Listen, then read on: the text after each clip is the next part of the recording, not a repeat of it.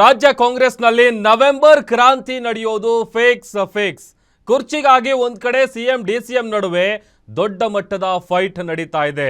DK Shivakumar ಪರ ಹಿರಿಯ ಶಾಸಕರು ಸಚಿವರು ಬ್ಯಾಟ್ ಬೀಸ್ತಾ ಇದ್ದಾರೆ. ಗ್ಯಾರಂಟಿ ನ್ಯೂಸ್ ನಲ್ಲಿ ಎಕ್ಸ್ಕ್ಲೂಸಿವ್ ಸ್ಟೋರಿ.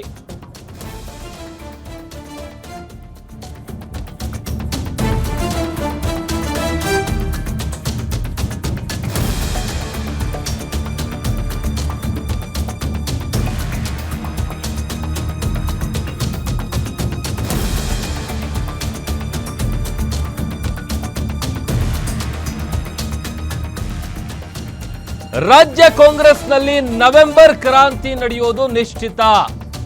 ಸಿಎಂ ಡಿಸಿಎಂ ನಡುವೆ ಕುರ್ಚಿ ಕದನ ನಡೀತಾ ಇದೆ. ಮತ್ತೊಂದು ಕಡೆ ಡಿಕೆ ಶಿವಕುಮಾರ್ ಪರ ಹಿರಿಯ ಶಾಸಕರು ಸಚಿವರು ಬ್ಯಾಟ್ ಬೀಸ್ತಾ ಇದ್ದಾರೆ. ಗ್ಯಾರಂಟಿ ನ್ಯೂಸ್ ನಲ್ಲಿ ರಾಜ್ಯ ರಾಜಕಾರಣದ ಎಕ್ಸ್ಕ್ಲೂಸಿವ್ ಸ್ಟೋರಿ. ಡಿಕೆ ಶಿವಕುಮಾರ್ ಬಗ್ಗೆ ದಿನೇ ದಿನೇ ಜಾಸ್ತಿ ಆಗ್ತಾ ಇದೆ ಸಾಫ್ಟ್ ಕಾರ್ನರ್. ಡಿಕೆ ಶಿವಕುಮಾರ್ಗೆ ಅವಕಾಶ ಕೊಡಬೇಕು, ಸಿಎಂ ಸಿದ್ದರಾಮಯ್ಯ ಅವರ ಮನವೊಲಿಸಿ ಅಂತ ಸಲಹೆಗಳನ್ನ ಕೊಡಲಾಗ್ತಾ ಇದೆ. ಈಗಾಗಲೇ ಎರಡನೇ ಬಾರಿಗೆ ಸಿಎಂ ಆಗಿದ್ದಾರೆ ಸಿದ್ದರಾಮಯ್ಯ ಅವರು. ಡಿಕೆ ಶಿವಕುಮಾರ್ ಅವರು ಕಾಂಗ್ರೆಸ್ ಪಕ್ಷಕ್ಕಾಗಿ ದುಡಿದಿದ್ದಾರೆ, ಜೈಲಿಗೂ ಹೋಗಿ ಬಂದಿದ್ದಾರೆ. ಡಿಕೆ ಶಿವಕುಮಾರ್ಗೆ ಒಂದು ಅವಕಾಶ ಕೊಡಿ ಎನ್ನುವಂತಹ ಸಲಹೆಗಳು ಅಂದ್ರೆ ಸಾಫ್ಟ್ ಕಾರ್ನರ್ ವ್ಯಕ್ತವಾಗ್ತಾ ಇದೆ, ದಿನೇ ದಿನೇ ಜಾಸ್ತಿ ಆಗ್ತಾ ಇದೆ.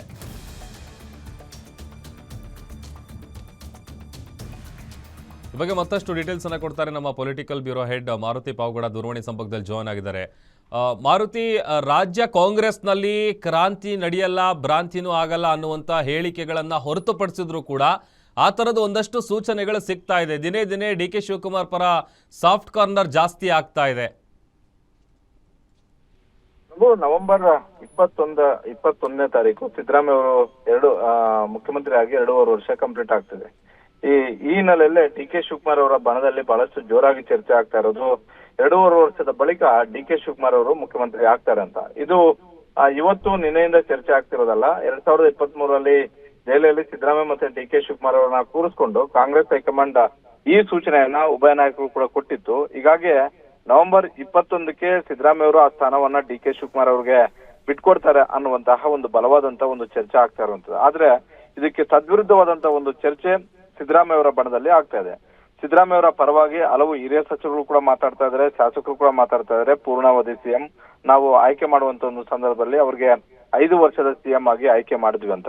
ಆದ್ರೆ ಈ ನಡುವೆ ಕೆಲವೊಂದಷ್ಟು ಹಿರಿಯ ಸಚಿವರುಗಳು, ಅದರಲ್ಲೂ ಕಾಂಗ್ರೆಸ್ ಮೂಲ ಕಾಂಗ್ರೆಸ್ ಸಚಿವರುಗಳಾಗಿರ್ಬೋದು, ಶಾಸಕರಾಗಿರ್ಬೋದು, ನಾಯಕರುಗಳಾಗಿರ್ಬೋದು, ಕಾಂಗ್ರೆಸ್ ಹೈಕಮಾಂಡ್ ಅನ್ನ ಮನವೊಲಿಸುವಂತಹ ರೀತಿಯಲ್ಲಿ ಸರ್ಕಸ್ಗಳನ್ನ ಮಾಡ್ತಾ ಇದ್ದಾರೆ.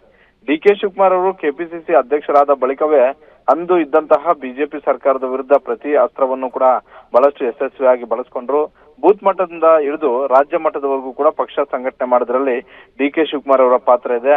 ಜೊತೆಗೆ ಹಳೆ ಮೈಸೂರು ಭಾಗದಲ್ಲಿ ಡಿ ಕೆ ಶಿವಕುಮಾರ್ ಅವರು ಮುಖ್ಯಮಂತ್ರಿ ಆಗ್ತಾರೆ ಅನ್ನುವಂತ ಒಂದು ಕಾರಣಕ್ಕೋಸ್ಕರವೇ ಈ ಬಾರಿ 2023 ವಿಧಾನಸಭಾ ಚುನಾವಣೆಯಲ್ಲಿ ಜೆಡಿಎಸ್ ಅನ್ನ ಬಿಟ್ಟು ಕಾಂಗ್ರೆಸ್ ಪಕ್ಷಕ್ಕೆ ಹೆಚ್ಚು ಮತಗಳು ಬಂದು ಅನ್ನುವಂತಹ ರೀತಿಯಲ್ಲಿ ಲಾಬಿಯನ್ನ ಶುರು ಮಾಡಿರುವಂತದ್ದು.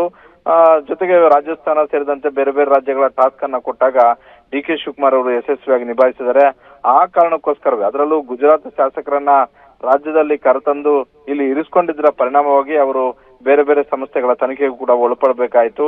ಈ ಹಿನ್ನೆಲೆಯಲ್ಲಿ ಪಕ್ಷಕ್ಕಾಗಿ ಸೇವೆ ಮಾಡಿದರೆ ಅವ್ರಿಗೆ ಅವಕಾಶವನ್ನ ಕೊಡಬೇಕು, ಇಲ್ಲ ಅಂತ ಹೇಳಿದ್ರೆ ಬೇರೆ ರೀತಿಯಾದಂತಹ ಒಂದು ಸಂದೇಶಗಳು ಕೂಡ ರವಾನೆ ಆಗ್ತವೆ ಅನ್ನುವಂತ ಒಂದು ರೀತಿಯಲ್ಲಿ ಕಾಂಗ್ರೆಸ್ ಹೈಕಮಾಂಡ್ ಮುಂದೆ ಮೂಲ ಕಾಂಗ್ರೆಸ್ ನಾಯಕರು ಈ ವಿಚಾರವನ್ನ ಪ್ರಸ್ತಾಪ ಮಾಡ್ತಾ ಇದ್ದಾರೆ. ಒಟ್ಟಾರೆ ಈಗ ಒಂದು ಬಣ ಡಿ ಕೆ ಶಿವಕುಮಾರ್ ಅವರು ಮುಖ್ಯಮಂತ್ರಿ ಆಗ್ಬೇಕು ಅಂತ, ಸಿದ್ದರಾಮಯ್ಯ ಅವರೇ ಮುಂದುವರಿಬೇಕು ಅನ್ನುವಂತಹ ರೀತಿಯಲ್ಲಿ ಮತ್ತೊಂದು ಬಣ ಸಿದ್ದರಾಮಯ್ಯ ಅವರ ಬಣ ವಾದ ಮಾಡ್ತಿದೆ. ಇದನ್ನ ಯಾವ ವಾದವನ್ನ ಕಾಂಗ್ರೆಸ್ ಹೈಕಮಾಂಡ್ ಒಪ್ಪುತ್ತೆ ಅನ್ನೋದ್ರ ಮೇಲೆ ನವೆಂಬರ್ 21ರ ಕ್ರಾಂತಿ ನಿಜವಾಗುತ್ತಾ ಇಲ್ಲ ಸುಳ್ಳಾಗುತ್ತಾ ಅನ್ನುವಂಥದ್ದು ಕಾದ್ ನೋಡ್ಬೇಕಾಗಿದೆ Prabhu. Okay, thank you Maruti.